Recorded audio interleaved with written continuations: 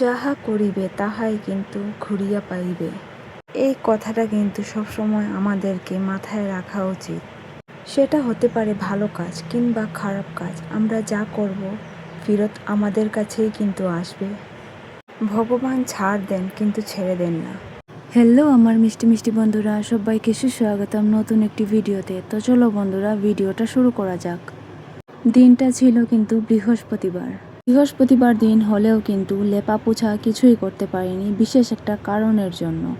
তো যাই হোক বন্ধুরা, ঘুম থেকে উঠেই কিন্তু আশিপাশি সব কাজ টুকটুক করে কমপ্লিট করে নিয়েছি। তো এখন নিয়ে চলে এসেছি মায়ের জন্য খাবার। আশিপাশি কাজ কমপ্লিট করতে করতে কিন্তু একটু কাপড় ছিল, সেগুলোকেও ভিজিয়ে দিয়েছি। আর মার রান্নাটাও করে নিয়েছিলাম সকালের। তো তার জন্যই কিন্তু সময় মতো খাওয়াতে পারছি মাকে। এখন ঝটপট করে মাকে খাইয়ে তারপর চলে যাব কাপড়গুলোকে টুকটুক করে ধুয়ে নেওয়ার জন্য। আর অন্যান্য কাজ করতে করতে কিন্তু আমি ভিডিও করতে পারিনি, তার জন্য কিন্তু অন্য কাজ আর তোমাদের সাথে শেয়ার করতে পারিনি। তো যাই হোক বন্ধুরা, তোমাদের সাথে কথা বলতে বলতে আমার কিন্তু এদিকে কাপড় ধোয়া কমপ্লিট হয়ে গেছে। তো এখন চলে এসেছি মেলে দেওয়ার জন্য। জানো তো বন্ধুরা, দুদিন কিন্তু কাপড় ধুতে পারিনি, তার জন্য কিন্তু এতগুলো কাপড় বের হয়েছে আমার। তো যাই হোক, কাপড় ধোয়ার পর কিন্তু আমি রান্নাবাড়িটাও সেরে নিয়েছিলাম। তো এখন চলে এসেছি স্নান টান করে মাকে খাওয়ানোর জন্য। আজকের ওয়েদারটা কিন্তু খুবই ভালো ছিল, তার জন্যই কিন্তু তেমন একটা গরম লাগছিল না। আর মাও কিন্তু খুব সুন্দরভাবে দুপুরের খাবারটা খাচ্ছে। আর মা যখন পেট ভরে ভাত খায় তখন কিন্তু মনে অনেকটাই শান্তি অনুভব হয় বা আনন্দ লাগে।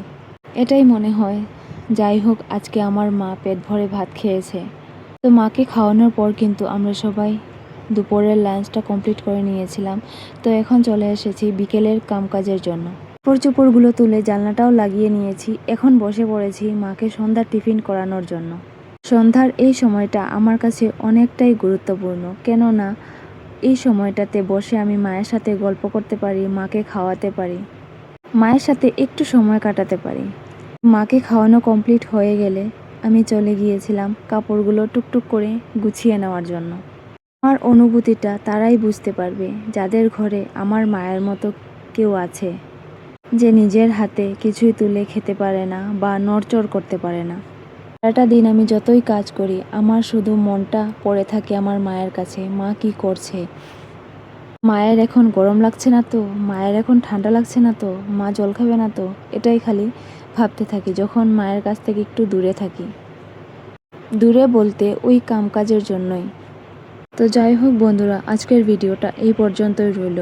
সবাই ভালো থেকো, সুস্থ থেকো আর সবাইকে ভালো রেখো। টাটা।